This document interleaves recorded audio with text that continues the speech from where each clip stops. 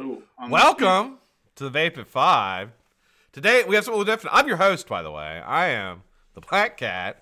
Today we have a very, very special episode. We have today with us Mr. DroptheShame, who is our featured builder. How you doing, Dario? What's going on, man? I'm good, Scott. I'm good. How you doing? Good, man. Hey, so first off, thanks so much for coming on here and doing this with me, man. I really appreciate it. You're actually the first builder, so I want to start having builders on the week that I feature them, and you are the first one that I've ever done. So you're like the genesis of it, man. So very cool. I hope I started a trend. you may have started a trend. The show is great, man. It'd be great to get some more guys behind the scenes. Thank you, dude. Get you know, it's the man behind the cloth, so to speak. It's been, I'll tell you, dude, it's been an absolute pleasure doing it. I mean, we get, some of the people that have stepped up to support the show and everything has been absolutely amazing. And it's a great way to get builders out there. I was not expecting the feedback that I've gotten through this show, just with the participants and the people, the people that are watching the show and that are BlackCat fan vets, just reposting and checking out the feed. It's cool. It's cool. You definitely see the traffic. And it's been fun. It's been a fun week. That's awesome, man. Yeah, we tried to get as many reposts for you as we possibly could. So I know. Okay, so just so everybody knows, and this is just to throw this out there, I know my computer is running at max capacity. So if the show is choppy, or if it's if we're talking but it looks odd through the viewer, I know this. I know this is happening. So no need to tell me over and over again. If you're in the chat, I'm sure that they're telling me over and over again. Oh, they're not. Okay, it looks like maybe we're okay. This at the same time, because I'm seeing the chat going crazy and. Okay, cool. I think we're all right. Hey, there's Gregory Brown. What's up, Gregory Brown? Mr. Little John in the house. What's up, Black Cat? Yeah, I'm glad you subbed too, man. All right, so Dario, so some things, basically what we're going to do, since you're like the first person, I'm just going to ask you some questions. We're going to do this is kind of going to be like a little, like a Barbara Walters interview, as you are. Cool. Are you a fan of Barbara Walters? No, I don't think so. I might have to think about that for a little bit. I actually don't think I've ever sat through. She used to get people would go on her show and start crying. So that is my goal. Is to get you crying on the show somehow. I might tear up a little bit. Go ahead. Let's try. We gotta make it. We gotta make the first impression big. First show with the first builder. I'm telling you, we could have a serious crying confession moment at the end. Something right, we can I'm ready. Virtually hug. All right, so. A lot of people that see master level builders, I think it's overwhelming to them how a lot of the stuff that you can do. How long? Okay, so first off, what got you interested in building? Was there people that you watched before that? So I think you touched on it a little bit in the first show. It was just a progression of just wanting better flavor. I really wouldn't consider myself a master builder, but at the same time, I know that the things that we do are a lot more complicated to people that are just getting in. I think it's just a natural progression, really, of learning the basics and putting them all together and combining them and just trying to challenge yourself, really. I mean, was there anybody that you... Now, I know we talked a little bit about Nick. Was there anybody that you saw that sparked the whole? Because obviously, the community, there's people that I see that I want to try to do different things that they do. Is there anybody in particular that you saw that was somebody that you're I want to try to emulate what they're doing, or getting ideas from, or is it a bunch of different people? So yeah, it was a lot of different people, and I think because of how I got into building, I think that a lot of the build niche, a lot of it is social media, right? So you have to look on YouTube for ideas and inspiration, or look on IG. And between people that you first start to stumble on, the first videos that I started watching, either Squid Dude or Homeboy OC or Twisted Messes, you start looking for those people on IG, and then you see other people that follow them or other people they follow, and you just start stuff just starts popping into your IG. And I think that's kind of how I met Derek, just seeing some of his stuff on IG. Back then, Derek was doing a ton of polished builds and manipulated metals. I'm talking about. And his polished builds, man, were crazy. And it was just stumbling on builder after builder like that.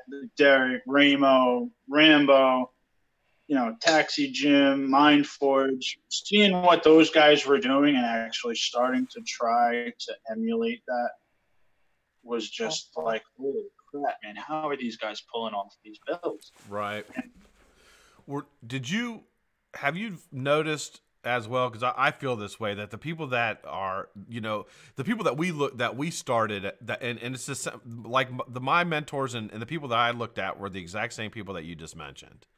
You know, it's like I found Squid Dude I found Homeboy Josh, I found Twisted Messes, then I found Nick. And it was like, and even Sherlock Holmes. I think Sherlock Holmes should get a lot of credit for a lot of stuff he was doing too. I mean, you know, he may not be considered like a classic builder, but he was putting out a lot of videos how to do aliens, how to do enigmas, things like that before a while back that I learned a lot from. So actually, like, the first video that I ever watched as far as building was Road Trippers. It was I think a lot of guys have seen it. It's the guitar string clapped in video where you're putting the core in, taking the core out, putting it back in. But I mean, it's a stumble kind of effect that, you know, when you're watching YouTube, it's offering suggestions as you watch. And once you put in coil builds in your YouTube, it's just like, oh, what's next? Who's next? What else can I find? And that's basically what started it. And I mean, the first time I successfully hit like a Clapton build, it was like, oh man, this is amazing. Compared to like a sub-ohm build or you know, even the way a lot of people got into it with the pens, you know, like the Logic or the Blues, it was like, this is just not better. It was satisfying. And for me, like, I got into it because I wanted to stop smoking cigarettes. So to be able to actually find something that curbed that craving was like a godsend at that time. And then it was just like, what else can I try?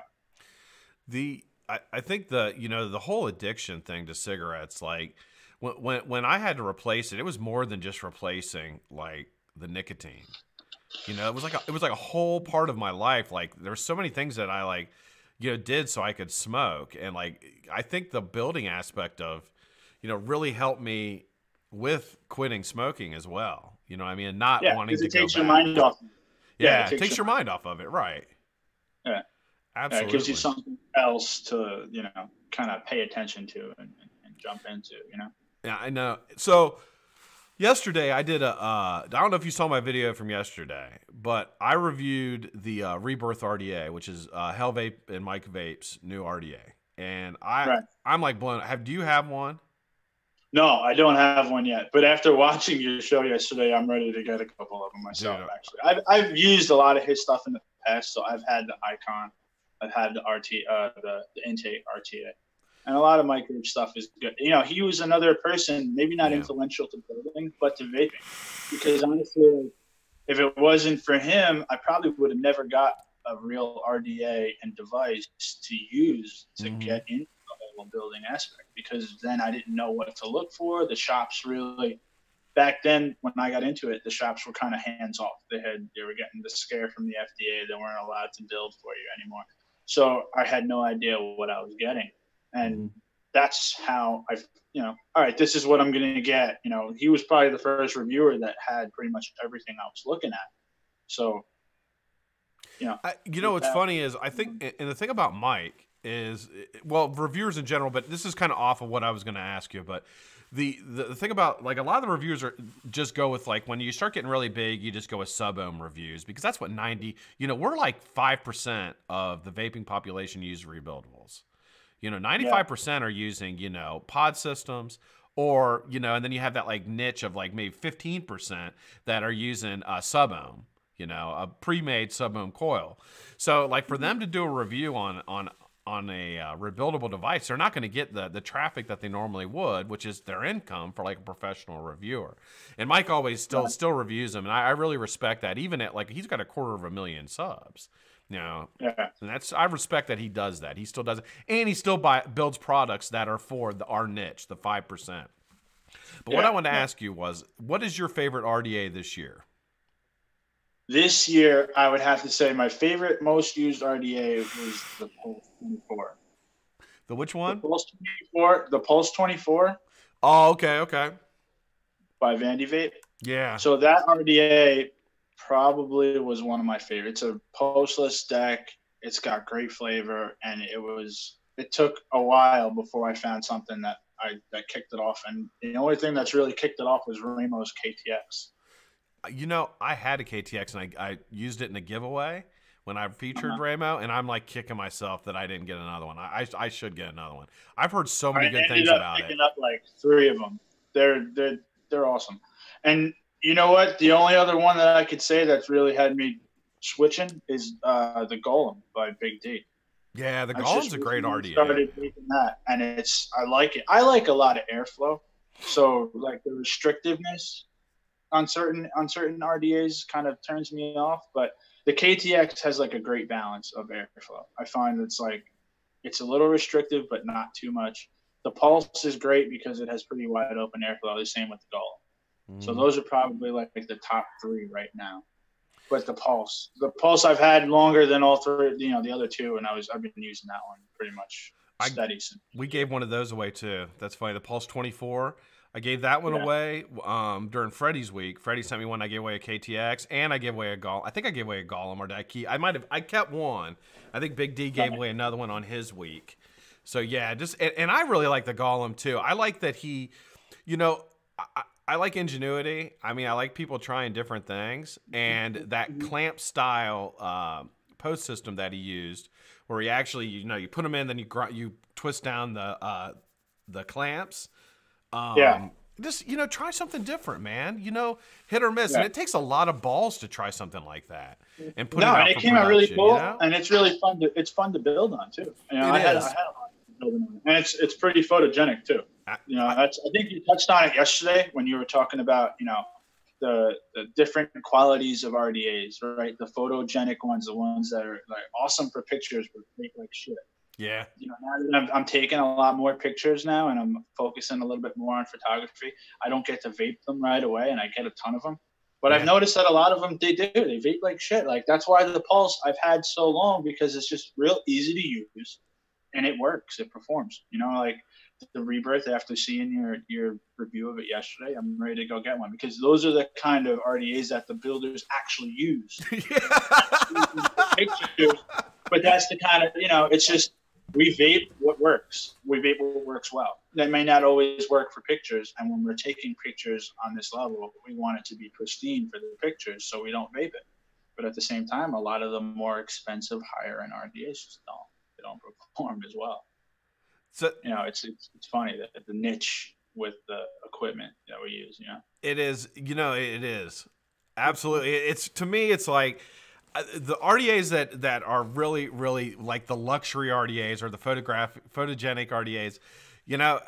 As far as like the drop style deck. Like you mentioned, the Pulse is a drop style deck. The Drop, the Dead Rabbit, the Rebirth. Those really have performed the best, in my opinion, for flavor. And I don't know if it's because it's just there's nothing in impeding the airflow except for the coil. Yeah. So you really get that burst of flavor from the coil up without it bouncing around or going off of anything else, maybe? I feel like it's because it's hitting both coils, right? So like the Pulse especially, like you're getting airflow totally underneath both coils directly. So you're getting all of it. And then the conical design at the top of it, and it works. Yeah, it does. And but I will agree, if you're looking at just like a builder's RDA, it's hard to argue that the Golem is not the most photogenic RDA of the year. I think the Twisted Messes Pro 24, I really, really like taking pictures with that. And I'm still the Dot Mod 24, the Dot 24. I still think that's a gorgeous RDA. Now I heard it vapes like shit, and I've heard it vapes really good from different people. But as far as photographs go, I think it's gorgeous. So I think the thing is like with certain builds, right? So certain builds are going to fit in certain RDAs a little different. Like I love my Twisted Messes. I have the black one and the blue one. But for certain builds, it's a little harder to put in them. If you're going to build a really wide build or a pitchfork or, some kind of stag variant, you want something with a little bit more clamp space. Yeah. So you're constantly looking to find like a different RDA that's going to work for you in all facets. And I think that's why we build on certain RDAs and we vape on other RDAs. Have you, so when you took on, so how did you start getting into photography? Now, and I guess my question is, did you start receiving product before you were into photography, just through your building? Yeah. So or did it transfer? Was last year, probably a little before Christmas, I had picked up, I was in Nick's build-off, Nick's first build-off. So Nick's done, he's hosted one and done two. So his first build-off that he did, I got to the final round, and I think everybody that got into the final round was contacted by Hometown Hero. And we all got a bunch of juice to shoot and vape. And then I was still using my phone. And the photography kind of was pushed on by building and getting the juice. So it was like, oh, right, cool. So I'm going to take pictures of the juice, but I want to take better, clearer pictures. And the same with the building. So I wanted my pictures to come out better for builds. And as a lot of us know, that build, it's kind of hard to shoot with a phone and a macro clip because you can't get the entire RDA or build in focus. Yeah. So having a camera and just learning the process behind it, because there's a lot that goes into it, was kind of like a progression from like, all right, I'm doing this as a hobby for fun to, all right, well, if I'm going to do it, I want to do it well. Mm-hmm. And what do I need to do to improve what I'm doing? And by that point, you really start to know the better builders and photographers that are in our community, because now you've been building for a few months. So you're learning all the other people, the guys that are just killing it, putting builds out every day and putting awesome pictures up every day. And how do I do that? I want my pictures to look like that. Yeah. And Derek was another example.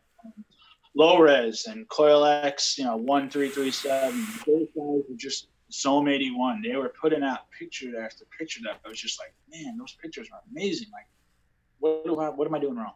What am I not doing? Right. And so it just becomes a progression that way. And then when, just like most of us that start off with building, when you're talking to somebody who's got more experience than you, you're just prodding, asking questions, as much information as you can get so you can try to learn. You do the same thing with photography. Well, how do you get it to look like that? Or what kind of equipment are you using? And everybody that's in this community I love this community because everybody's so willing to come forth with suggestions and ideas, information overload whenever you want it. I mean, and we're all just regular people trying to, get through, figure this stuff out as we go.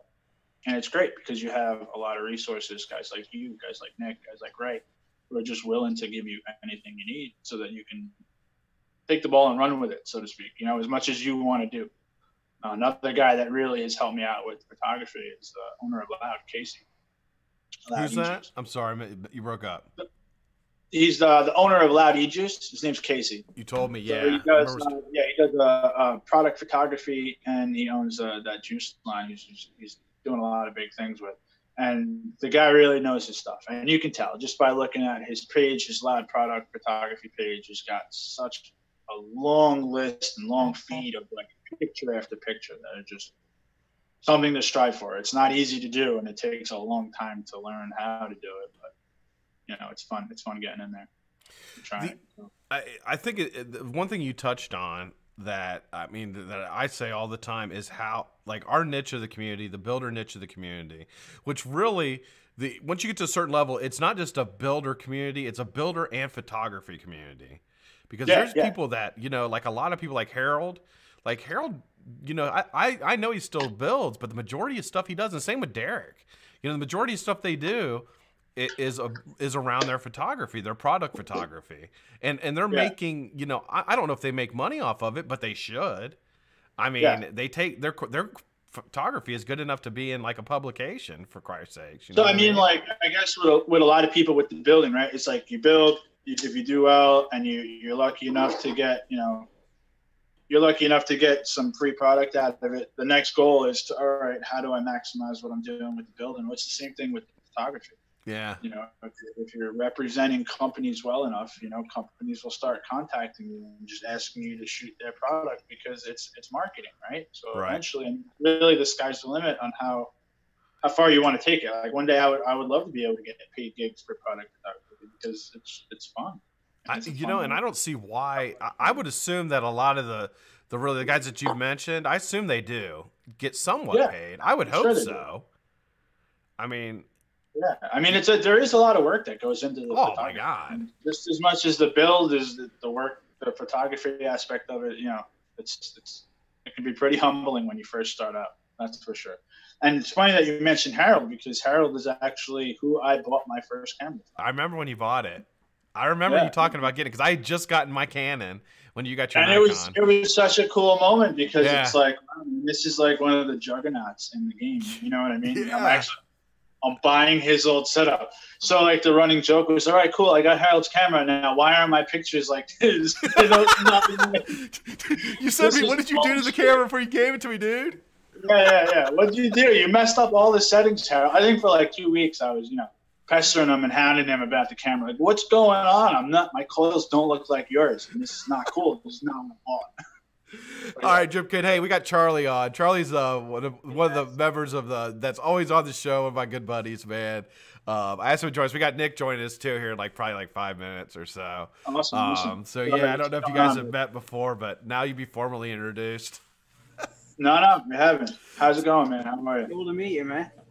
Charlie is typically in my chat, trolling me relentlessly. Oh, there you go. Hey, now he's here to troll us. I'm kidding. Charlie's awesome, man. It's all love, I'm sure. I do the trolls. Now Charlie knows. Okay, so Charlie knows more about like equipment and like RDAs and stuff than pretty much anybody I know. He's like, as far as like, he's the guy that I'm always asking about stuff. So I want to find out, Charlie. Okay, so we're trying to figure out what the best dripper is of 2018. So, since it's almost over, and there'll be no more products left out, what is your favorite dripper of 2018? I'm holding out. I'm still waiting on one that may hit before 2018. The Jenna? By default, the recurve is what I've used since it came out, like nonstop. And I've got a lot of drippers. The Golem's great. Yeah. The Dead Rabbit wasn't really for me. The Rebirth is great. Now, I've been using the Rebirth pretty solid, but the recurve has just been a great everyday banger for me. Yeah. Can you put duals in the recurve? Because I've heard a lot of good stuff about the recurve also. I have a lot of buddies that you can put small duals in it. And I've probably done 2 dual coil builds in it. I like the big single coils better. Yeah. Probably just because I wick the bigger single coils better.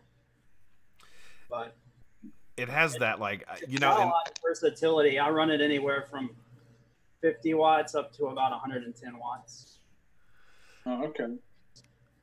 What's up, Nick? Yeah, All right, Nick. Nick. Your turn, brother. What is your favorite RDA of 2018?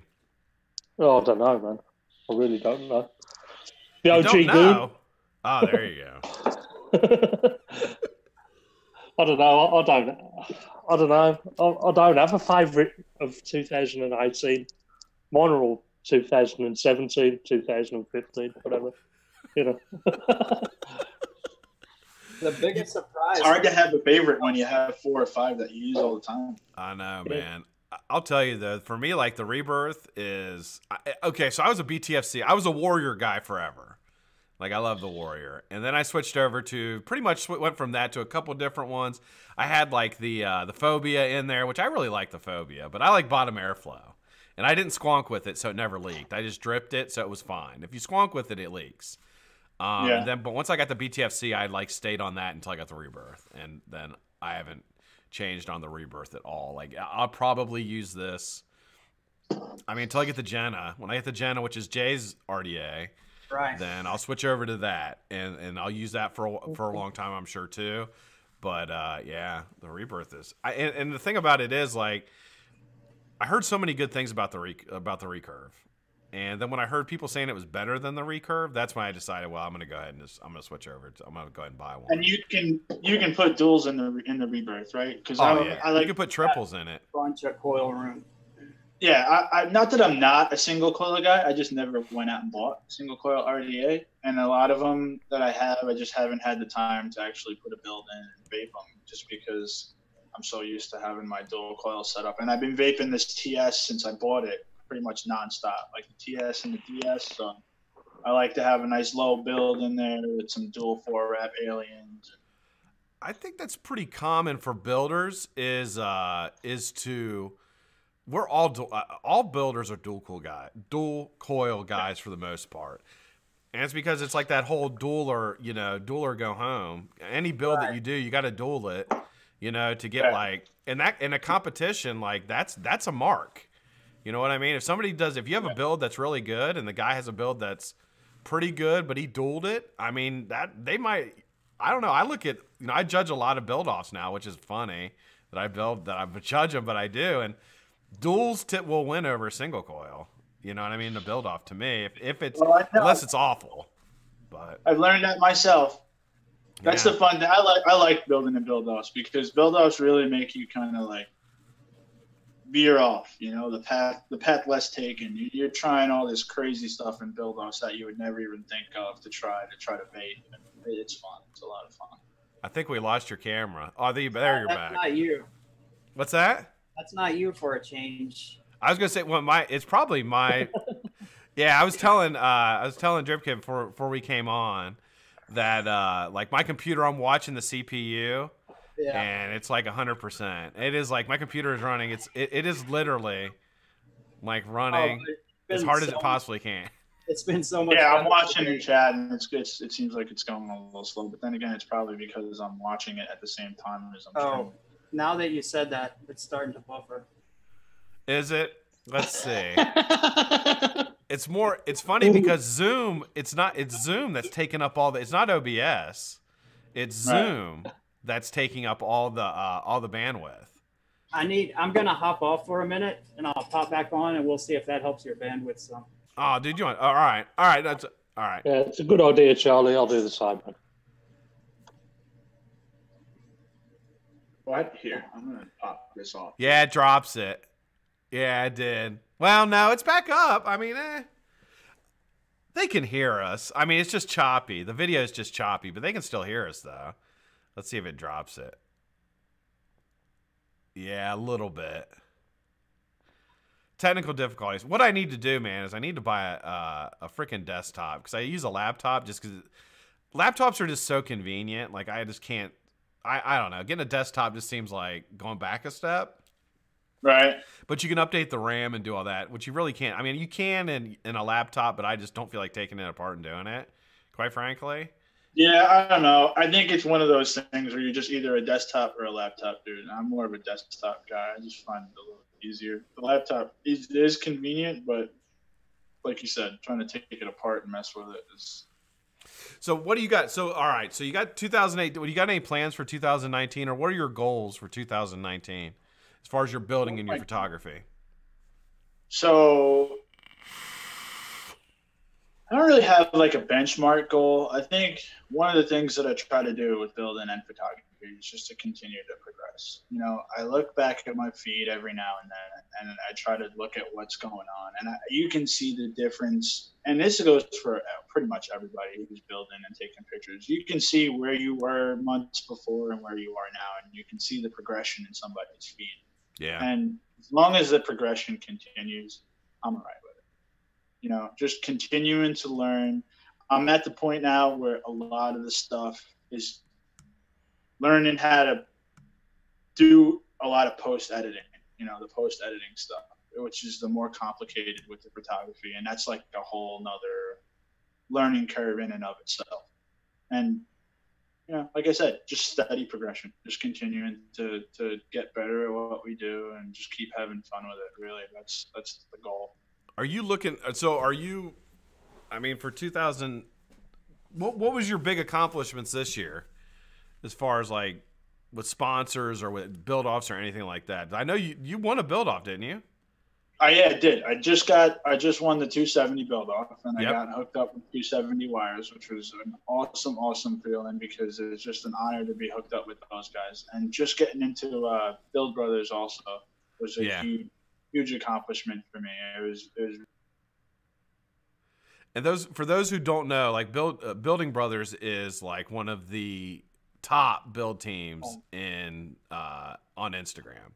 You know, that's Ramo and those guys, and it's like they are one of the very top build teams, which is it's a huge for a builder to be on Building Brothers. That's a huge accomplishment. Like that's amazing. Honestly. Just for the fact alone that you know Ray was one of those guys in the beginning. You know, when I first started, that was like, how is this guy doing what he's doing? And I just you know kind of fanboy status. You know, I just wanted to emulate what he was doing, and now to be on the same team as him a year later, it's a pretty cool feeling, I'll be honest. I remember when Homeboy Josh, when they did Coil Wars, and Rambo and Homeboy Josh did that, and I remember like all the people that were in Coil Wars writing down their names, and then going to Instagram and like finding each one. You know, I mean, follow. Ramo was one of those guys. Nick was one of those guys that was in that build off. You know, Bad Motherfucking Mike was in it, and you know, it's just like you know and when you.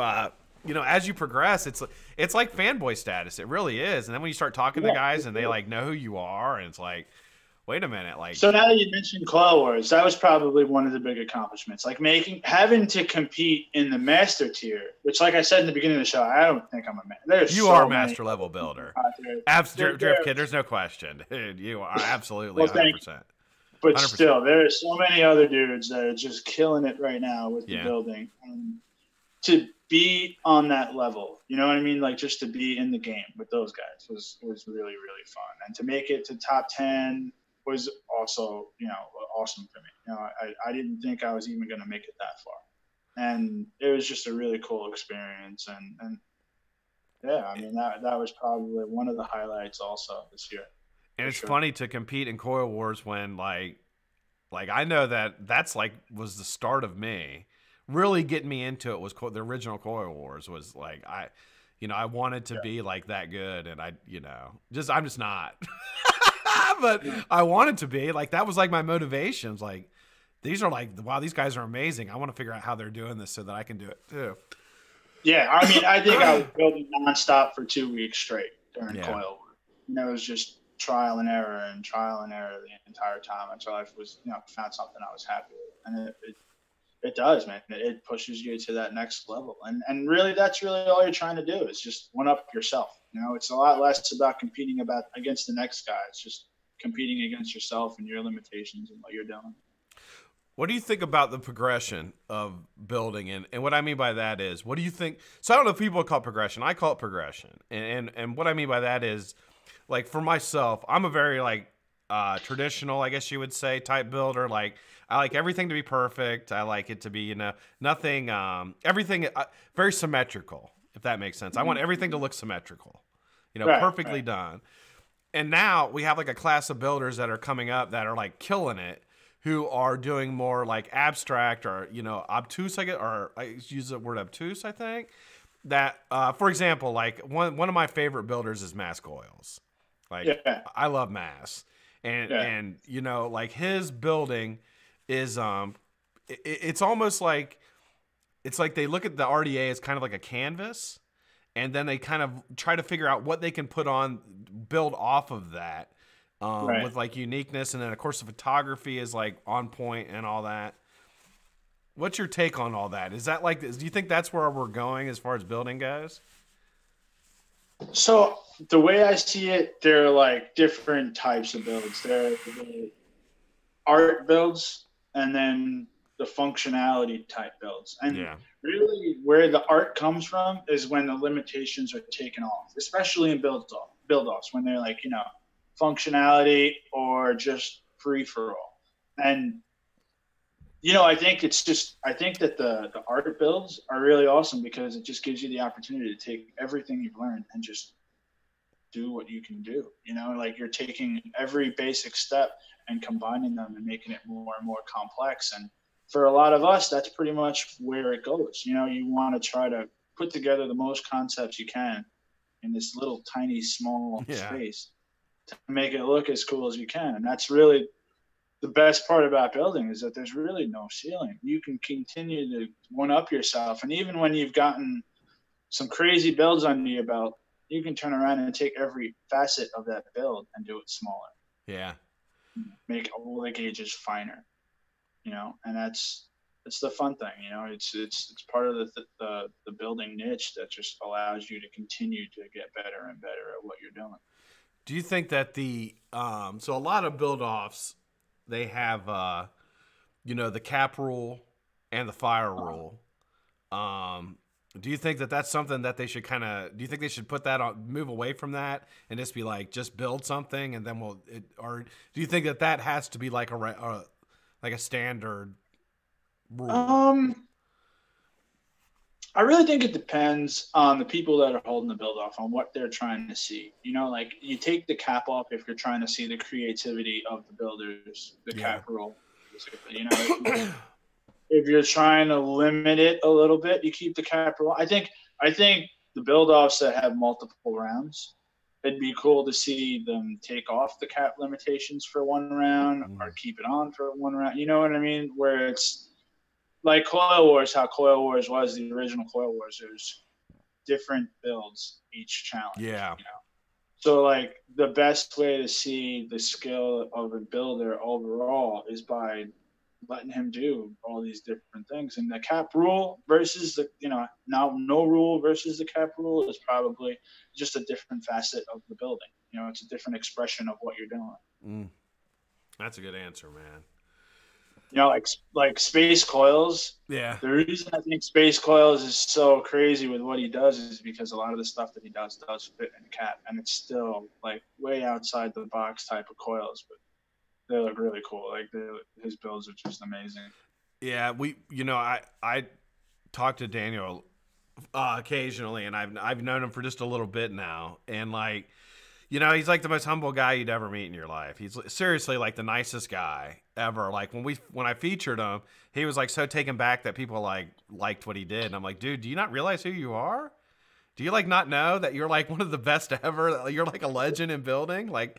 And he's just so down to earth. That's the majority of the community, though. That's the majority of the guys. Like all of the biggest guys are the biggest teddy bears. They're awesome. Like, and if you talk to them on a personal level, they're hysterical, most of them. Right, I know, right? Guys that you can sit down and you can really just have a conversation with. You know? I don't know what it is, man. I don't know what it is about. I have to say, there's really no egos. There's like, I can't tell you anybody I've come across that really has an ego about what they do and doesn't feel like there's more that they can learn, you know? The ego really is more of just like fun banter back and forth between people. Like, you know, the building community is so small that you get to know a lot of these guys, and it's really just like, you know, you're just trying to help one up your buddy, you know. It's like that camaraderie but competitiveness at the same time, where you're just kind of back and forth and tossing jabs, and you know, it's really not like there's no serious egos going on. I have to, you know, I completely agree. I'm kind of like, even like the guys who are like the top, like when you talk to them, like they're once, you know, I think that, you know, a lot of them they have so many followers on Instagram, you may not be able to get a conversation with all of them, you know, but once they see that you're like once I proved that I was into building and that I was like, you know, trying my best and I was starting to get better and stuff like that. Once they see you're putting forth the effort, then they really are like, I mean, they'll pretty much help you with anything you want. And you know what you get a lot from pretty much any builder you talk to, they'll always say that they're not that good. You know, like, you know, I'm okay. You know, I'm not like the best. It's like, dude, no, you're like really good. Like, why are you like? I think a lot of us, the reason is a lot of us have our strengths and a lot of us have our weaknesses. Like personally, I can't build a suka to save my life. I haven't been able to do it, but that's just like, that's one build. Yeah. I have many that I can't do, you know, but we have other builds that we're better at. I think the first time that actually made some sense to me was when I did a Felix and somebody else, a bigger builder, had asked me, you know, like, how do you get it so clean? I'm like, dude, are you kidding me? You're asking me for advice. Right. Like, you're pulling off stuff that I can't even dream of doing. And I just do a basic, to me, because it was easy. And I think it was because I was doing them for so long, like over and over and over again, you know, that it was just, it became easy to me. And it's funny, yeah, because people do have their strengths. So like, I hate staggering. Literally, a 2-core stag, I just don't like doing them, and I suck at them, and I can't see it. But like, you know, there's other builds that I'm like pretty good at. I can kind of do in my sleep, like they don't really bother me. But it is funny how we kind of like, and you know, I think you get to a point where it's like, for me, it's like I just build what I like now. Like, you know what I mean? I don't even mess with stuff I don't like doing. I think at the beginning of building, though, like to get the respect of your peers, the people that build that are, you know, really take. And when I say people that build, it's like, you know, if you have all the tools and you have a bunch of wire and you're putting in hours a day at a desk with a drill and swivels, you're a builder. I mean, you're like, you're trying, you know, once you like, you have to check. I always felt like I had to check the boxes, if that makes sense. Like I have to do one of every build. You know, in order to be like, okay, I got that one. Let's move on to the next one. Okay, I got that one. Let's move on to the next one to make sure that, like, and I think once people start seeing through Instagram, obviously, that you're putting up those builds, then they start, you know, okay, this guy's like really, at least I do. When I start seeing people do that, I'm like, okay, this guy's like going through. He's making sure that he's got all his builds. He's getting really serious about it and things like that. And I think that's when people start opening up to you in the community. At least that's what I felt. Yeah. And for me, I think when it came to that kind of progression, I was probably the oddball because every time I saw a build, I'm like, all right, what can I do to make it harder? Now let's try that. Like, yeah, I think I hit a hedgehog before I did an enigma, which makes no sense. Really? But yeah, so for some reason enigma wanted to get all squirrely on me, and a hedgehog just laid flat. But it's just like, all right, cool. I was doing stagger builds and hedgehogs before I could put aliens clean, because aliens just they were the death of me for forever. Yeah, I had total silence, clear the room, everything's got to be perfect. I got to have my weight balance perfect. It was funny watching me try to do aliens at the beginning, and it's funny to look back and see like, man, wow, that's where I was. Yeah. And any builder you talk to who's gotten up to a certain level, well, I don't think there's anybody that'll tell you that aliens aren't hard. That when they originally tried them, I mean, it takes a while and it's that feel, and you can't explain it. You know what I mean? It's the feel, and once you get the feel, and you know how the tension you're supposed to hold and the angle, you can do them. But until you get to that point, like it's just you have to do it. You have to learn how to do it. You got to be able to figure it out in your own mind. And no matter how many videos you can watch videos about things, and you can kind of, like a lot of times when I first started doing the channel, man, I'd literally sit at work and I would pick a build, and it could be Nick or it could be somebody, you know, like Non-Existent Human. I watched a lot of him, and just like, or even Dude, like just different videos. And I'd be like, okay, I'm going to do that build today. You know what I mean? I'll do that build, not, you know, for the live, and it doesn't look that hard. I think I can do it. And then I would come on and be like the first time I tried it, and I would just do it. And, you know, but the aliens, like there's a lot of builds you can do that with, and you can just do them. But with aliens, no matter how many videos you watch, it doesn't matter. No, not at all. I mean, the basics of it, return the drill the other way, stretch your D cord, lay it on, go. I mean, those are the basics, but actually doing it is completely different. Yeah, once you start fusing, everything just goes to shit. So, like, for me now, it's doing no stretch aliens. Yeah. And it's like, yep, I remember how hard it was for me to learn aliens. I want no part. I'm just going to keep doing it the way I know how to do it. Yeah. Because I don't feel like I'm going to do that again. You know?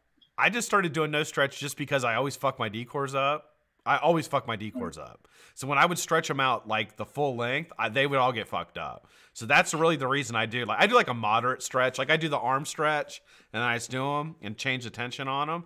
But that's another reason I like using 36 is because it gives me enough pull. But like 38, you got to have like a perfect, like if you pull too hard, it fucks it up. With 36, it gives you enough pull, enough play that I can just run right down it without a problem. I still haven't figured it out, and I think that's going to be one of those that just stays in the box, and it's just not going to be touched because you know what you're strong at, you know what you're not. You know, and somebody, I don't think it's just one of those things, man. And like literally, I think building live for me, like made me so much better. It really did, because I had to like, you know what I mean? I had to like figure out how to do it, because if I had people watching me and shit, and like, you know, you don't want to fuck up. Whereas if people could just give up and move on, it's like, I can't really do that. I gotta like keep my cool and keep trying to do this shit live. Yeah, that's why I give Nick a lot of credit, man. Hell yeah. He comes up some crazy builds live, man. And it's awesome too, because the builders that are getting into it now have such a great library, like a labyrinth of resources and information to pull from. You know, when I started building it, weren't that many videos out. There were your basic Claptons, your Fuse Claptons, but I mean, like what Nick's doing with his page, it's great because you can pretty much get any kind of build you want him to do, and you just watch everything that he does, and you can kind of. It's like building for dummies. It's great. You're right. The resources amount. So I'm glad you brought up Nick, because that's going to lead me into my last question before we get out of here. So right. I say Nick is the best. Like, I'll say a lot of people are the best, but boy, when I boil it down, I think Nick's the best. And why I think Nick's the best is because he does everything live. And to have the confidence and the ability to do it live from somebody, like, I know what it's like to build live, and like, it's hard. And to be able to do that and keep your cool and get the builds, I mean, he rarely ever fails. Rarely fails. Like, I mean, I bet you out of the 300 videos he's got up, there's a handful of fails in there, but not many. I mean, he typically gets it, or he can figure something else out to make with it where it works. So that's why I consider Nick the best.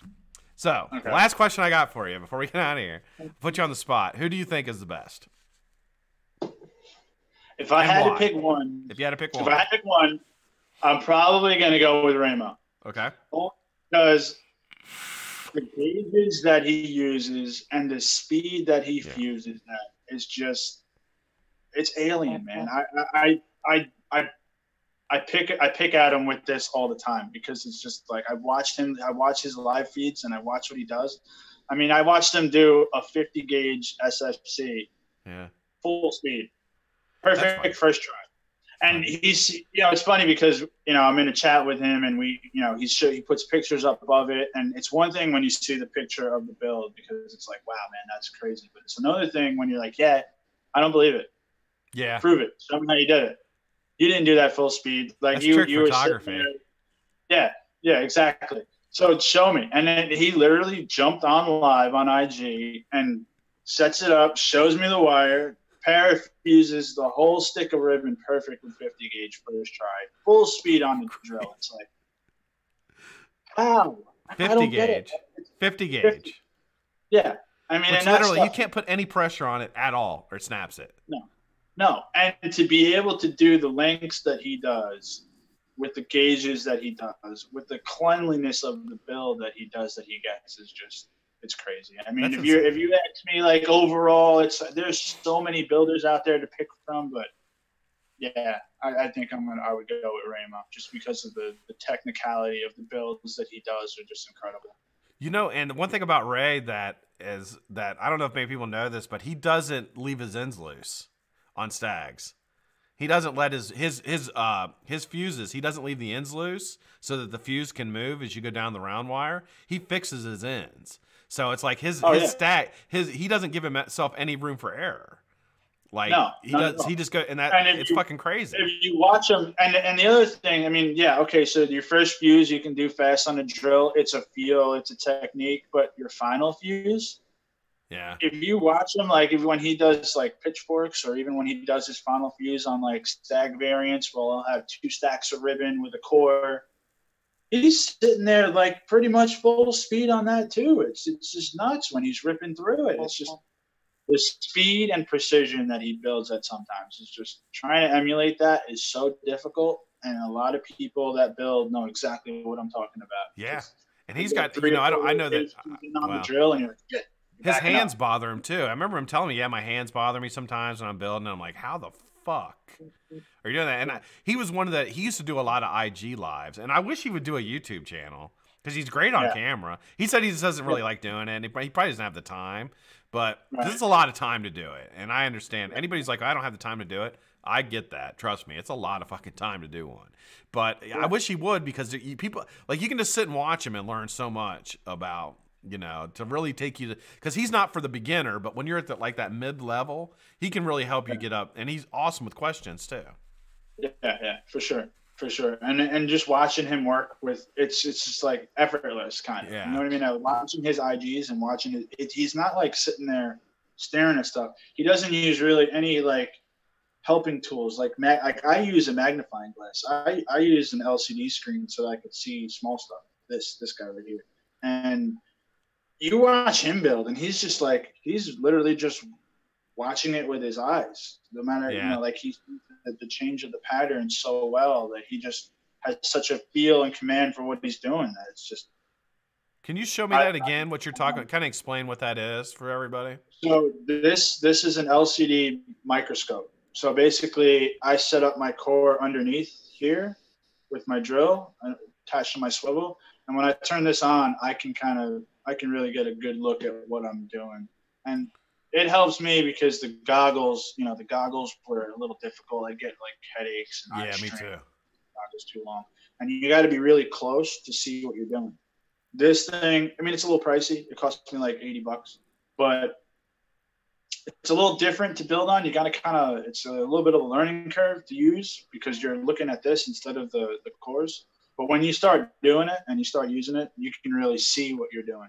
Does the bottom get in the way? It doesn't get in the way, no. I guess, because you're coming straight off with your fuse, right?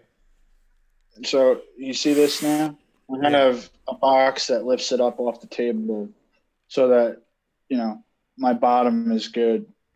Oh, shit. So you got something on there right now. Yeah. So this is just the start of a pitchfork. But I have a 44 gauge stag on some 28 gauge. I don't know how well you can or can't see that. I can see the wire. We can't really see the detail. But yeah, hold on a second. Let me see if I can. You got 44. You're doing 44 gauge pitchfork? Yeah. Wow. Oh my God. And the great thing about this is that I can see that it's very difficult to make out on the phone because you're looking at a screen on a screen. Yeah. But I can see that clear as day from my chair. So you can sit relaxed and just kind of roll right down it. Yeah.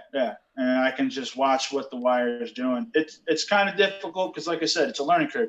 Every so many reps, you got to move it down. Yeah. So, it's a little bit slower, but for me, eyesight-wise, it works out so much better. I used to struggle with 40 gauge. I can't see it. Yeah, I can't see it, man.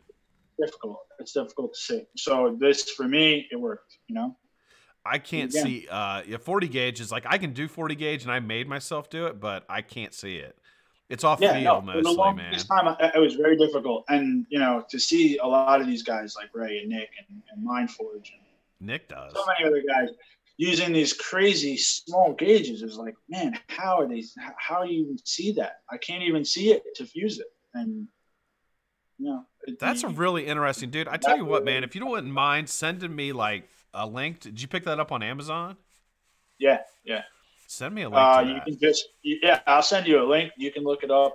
It's an LCD magnifier on but it's like a 4.5-inch screen. It's kind of small. They have a bunch of different tiers you can get. I guess if you want to go a little bit bigger of a screen, I'm sure you can get that. But it's great. I mean, it plugs in. I can charge the battery on it internally. I can have it off the plug and use it for a while if I want. It's got a little light on it. It works really well. That's awesome, man. I that's something if I can, I'd like to get that and then like use it live and let kind of maybe like broadcast so people could see it. But that's something that could really, really work. Now, one thing that I had seen is people using their phone, and I believe Stagger Tunes does that.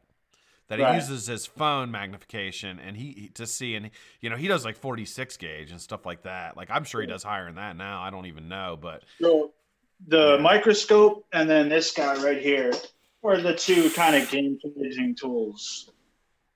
Yeah, so the hand drill. This and the microscope, you think it's slower, but it's not. I mean, again, a lot of people. They have their niche and how they build, and to transfer over to something different is kind of like not for them. But for me, it works. It works. And for people who don't know, that's the Fisker's hand drill, which a lot of us have. I have one. I mean, anybody, if you're doing really, really intricate stacks, you got to be. I mean, it gives you, you can move back and forth with it and keep it. It works really, really well. Yeah, you have full control. So, like with the drill, when you're hitting the trigger, if you go too hard on the trigger, you'll go too far and you're fusing. With the hand drill, you can kind of watch it and guide it. You have a lot more control with where the fuse is going. So that helps. It helps. Absolutely, man. Well, hey, dude, it's time to wrap it up, man. I'll tell you what, thanks so much for coming on, man. Yeah, absolutely. Thank you for having me. Dude, it was a fantastic conversation. We'll have to do this again if you get time. Absolutely, for sure. Awesome. And thanks again for everything you're doing this week and what you're doing for the community, because I'm sure you're enlightening a lot of people and just getting a lot of good information out there, and it's cool to see. Thank you, brother. I really appreciate that. Do you want to kind of give a send off here? Tell us where we can find you and anything you want to talk about. Yeah, I mean, check me out on Instagram. Give some love to my build team, Build Brothers, and check out some of the awesome sponsors that have been really gracious and giving me a lot of cool stuff, and just helping me progress in this little niche that we have. Absolutely. All right, guys. So DripKid's link is below in the description of the video. For tomorrow, we are giving away a ton of stuff. I didn't give away anything today. I didn't do it, but I've still got like a half a box full of stuff right here that I haven't given away yet. So tomorrow, I mean, listen. So what you're going to do is you're going to go to DripKid's page. The page is below, the Instagram page. You're going to use the repost app, and you're going to repost your favorite pick from his page with the hashtag BlackCatFam and an @DripKidNY. So make sure you put that on there as well so that he can see it and we give credit to the builder. I've got all kinds of stuff. I've got a shirt. I have 5 bottles of juice. I have wick, and I have 3 spools of wire. All given away tomorrow. So jump in tomorrow and make sure you do that and show DripKid some love. Anyway, thanks for watching, guys. I hope you enjoyed it. This was a first thing here. I wanted to bring some more people on to get some more different questions and things like that. My computer wouldn't let me do it, so I apologize. I'm working on that. I've got to figure that out. So anyway, thanks again to DripKid. Thanks to everybody who watched. I love you guys. I will see you tomorrow for Rigged Friday on the Vape at 5. Everybody have a good night. Have a good one. And